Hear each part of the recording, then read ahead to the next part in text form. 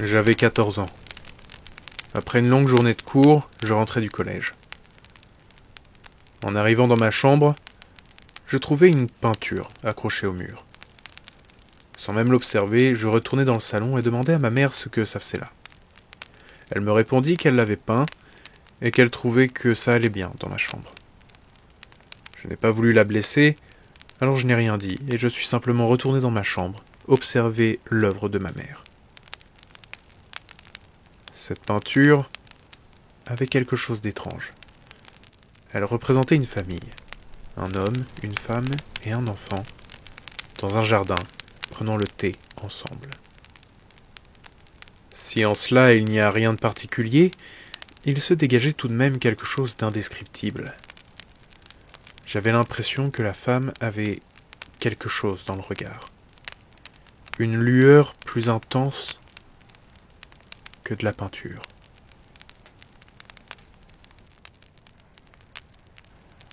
Cette nuit-là, je faisais un cauchemar dans lequel cette femme me suivait, dans un couloir sans fin. Elle ne courait pas, mais semblait se déplacer à la même vitesse que moi.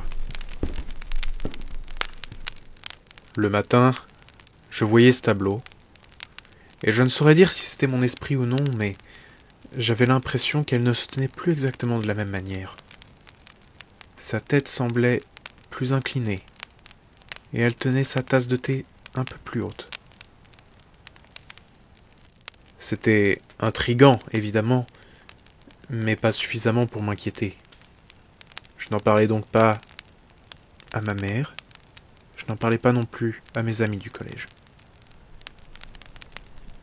Quelques jours passèrent sans que rien ne se passe, jusqu'à ce qu'une nuit arrive où je refaisais exactement le même cauchemar. Cette fois-ci, je me réveillai alors qu'elle était sur le point de me toucher.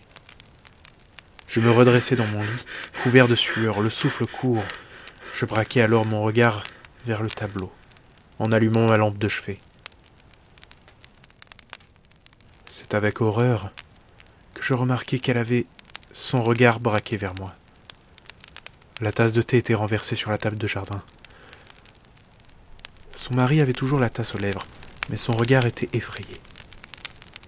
L'enfant, lui, restait le seul personnage qui n'avait pas bougé. Je me levai de mon lit, j'attrapai le tableau et j'allais l'enfermer dans le grenier.